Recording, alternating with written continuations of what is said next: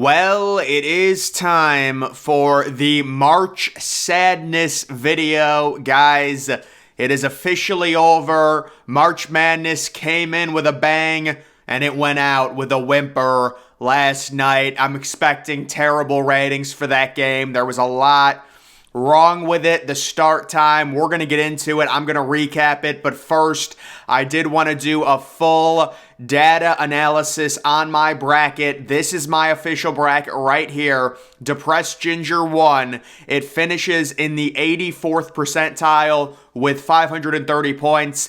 The analytics bracket beat it by one pick. It finished in the 86th percentile. The chalk bracket finished in the 70th percentile. The coin flip bracket finished in the 77th percentile. Now, I did have three other brackets that did have UConn winning the national title. You guys can see this one finished in the 99th percentile. This one did finish in the 100th percentile, and the other one finishing in the 99th. So obviously, I'm not taking credit for that. I just did it for the videos and to have fun, 25 brackets. But my personal bracket, just looking at it, it did finish in the 84th percentile. We're going to kind of go through it. See what I did wrong, see what I did right when it comes to where I finished. So I would say, just looking at the South region, guys, I knew that Alabama, there was something off about that team. Karma was going to get them. And, I'll be honest, I was completely right on that. Brandon Miller, horrible shooting tournament, worst tournament in history of players that have attempted, a certain amount of field goals. I think he shot like 8% from the field or something. It was crazy. Unfortunately, by default, I did pick Arizona to make it to the Final Four, which was absolutely crippling. I did correctly predict the Alabama-San Diego State matchup, but I honestly, I just thought there's no way San Diego State would beat Bama. Bama shoots like 3 of 27 from 3. I did have Creighton going decently far. I had this Creighton-Baylor matchup, but then I did have Creighton losing to Arizona. Obviously, me picking Arizona, it's inexcusable. They were completely embarrassed by Princeton. Princeton shot 4 of 26 from 3, and they still won in a 2v15 game. Arizona completely choked. Their guard play was horrific in that game. So, yeah, that is what it is. Really bad picks there. I did have Houston, going very far. The analytics loved Houston. I think the one key thing to learn with Houston, a team that has injury concerns, that played a really bad schedule in a bad conference, even though their analytics were good, they were kind of like almost a paper tiger because they ran up good analytics against a bunch of bad teams, So I did have Houston, going to the national title and winning it. Miami I thought was going to lose in the first round. They almost did. Drake kind of choked that one. The analytics were with me on that, but it is what it is. I also thought Kent State was going to get an upset over Indiana. Unfortunately, Kent State's offense just not good enough. Xavier I did have going decently far, and that ended up working out for me. But I did have Xavier beating Texas, and that game was just an annihilation. Texas could have won that game by 25. I also had Penn State over A&M, so I got that. I had this matchup correct, and so yeah, that region was a little bit tough for me as well. Looking at the East region, I was correct on Purdue. I said not to take them to go far. I had them losing in the second round to Memphis. When it comes to the Memphis FAU game, guys, that is what it is. Listen, Memphis was up by a point with 7 seconds left. It's March Madness, I don't think I was disrespecting FAU by not picking them there. They very easily could have lost. Correctly predicted Duke over Oral Roberts. I picked Tennessee, but then I did pick Duke to beat Tennessee, and that was mainly because Tennessee's offense I had big concerns about. But Tennessee completely handled Duke in that game. I did correctly pick all these games with, Kentucky facing Kansas State, Michigan State facing Marquette, But Michigan State ends up beating Marquette. Kansas State ends up beating Kentucky. Really, it's the guard play. You know, that Kansas State team had really good guard play, and that propelled them over Kentucky. Also, Kentucky could not make a three that game. And then looking at the West side, this is where I really got most of my points. I had Kansas losing in the second round, which ended up being... correct. Oh no, I didn't have. I had them advancing, but I had them losing here. I had UConn making the Final Four. That's kind of saved my bracket. I also had St. Mary's over VCU. I know a lot of people picked that upset. I had TCU over Arizona State, but then Gonzaga over TCU.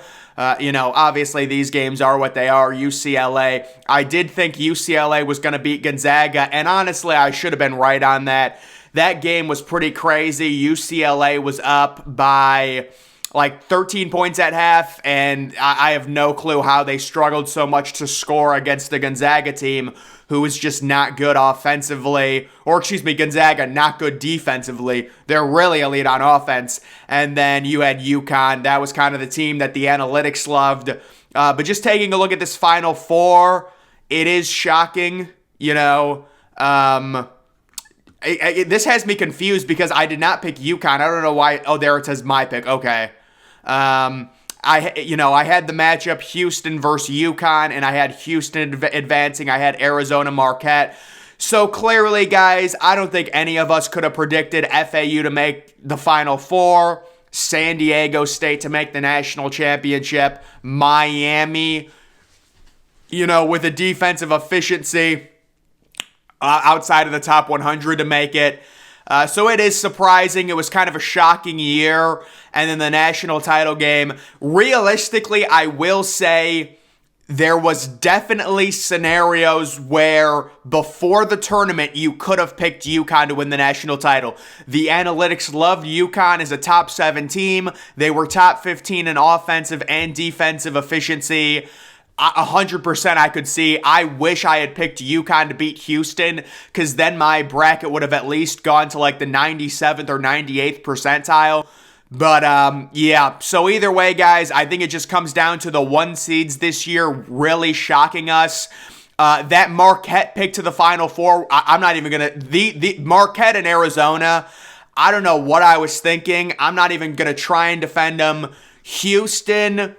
I will say that is what it is. I picked the best team to go to the Final Four. You really can't sue me for it. And then I did correctly get UConn. But yeah, Marquette, based on history, there's no reason I should have been picking them. Would I have picked FAU? No. I probably would have picked, if you would have made me re-pick from the East, I probably would have picked like Kentucky to make a Final Four run, because there's no way I was picking Kansas State. Just thinking back on my thought process, there's no way I was picking Kansas State. But getting to the actual game last night, and oh my goodness, I do not even want to see what the ratings end up being. I do think maybe the WNBA Iowa game outdrew this. We'll have to see. But there's going to be a lot of people talking about that, because this game... These games cannot be starting at 9:20 at night, guys. You can call it East Coast bias. I'm sorry. For the East Coast, it's just too hard on us. You got to at least give us an 8:20 start time. 9:20 is too late. They had a 30-minute halftime. I was live streaming the game. Coming into my live stream, I said before the game on record the final score would be 74-61, and I was 4 points off.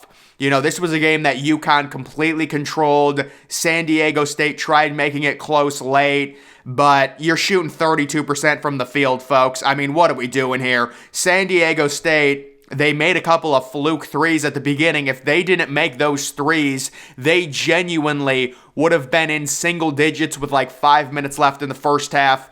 I mean, it was just remarkably bad. And UConn, congratulations. They had an extremely dominant run. Was the path a little bit easy? Just looking at UConn's path, they beat Iona, St. Mary's, Gonzaga, or Arkansas, Gonzaga, and then Miami. Yeah, I mean, it was slightly easy, but I think it's also important to remember this year it was going to kind of be easy, because there was really no super team.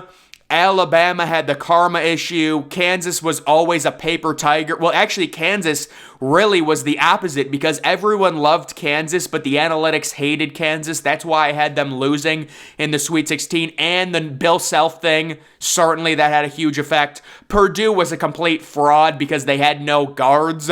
And then the other 1 seed, Houston, was dealing with an injury to their best player, and they had basically buffered their analytical rankings in a really bad conference. So these are the final T-Rank rankings. You can see UConn finishing number 1 overall by over a point in front of Alabama and Houston. Bama, Houston, and UCLA all within, basically 0.2 of each other, pretty much interchangeable. Tennessee finishes 5th overall. They get the number 1 defense in the nation. Texas finishes 6th. Purdue, even with that loss to Fairleigh Dickinson, finishes 7th. Arizona, even with the loss to Princeton, finishes 8th. Gonzaga finishes with the number 1 offense in the country. St. Mary's finishes 10th overall. San Diego State, making it to the national championship, finishes 11th. Marquette at 12. Creighton, making a run to the Elite Eight, finishes 13. Kansas finishes 14. And then Duke out at number 15. So that is the official March Madness breakdown. Once again, my bracket finishing in the 84th percentile. A weird March with no 1 seeds, no 2 seeds in the Final Four. No 3 seeds in the Final Four. And then you did have 1 4 seed, 2 5 seeds, and a 9 seed. That is just crazy. That 2 5 seeds, when you go back and you think about the 5v12 upsets that always happen, every 5 seed won this year. So I do think there is a chance for some self-correction next year. Maybe 2 12 seeds upset 5 seeds.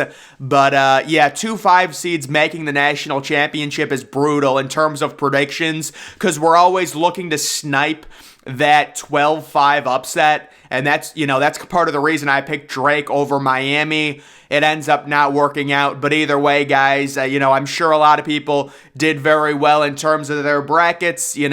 If you had, actually probably a lot of us did pretty bad just because of kind of the way it was situated with the teams that made it. But, the 84th percentile, it is what it is. I wish I picked UConn to at least make the national title. But either way, guys, that's going to do it for this video. I'm probably going to be coming out with a way too early bracketology tomorrow when we actually get people's first 2024 bracketologies. But that's going to do it for this video. Make sure you're following me on Twitter. Link to that's always in the description. I'm, of course, the Depressed Ginger. Thank you for watching.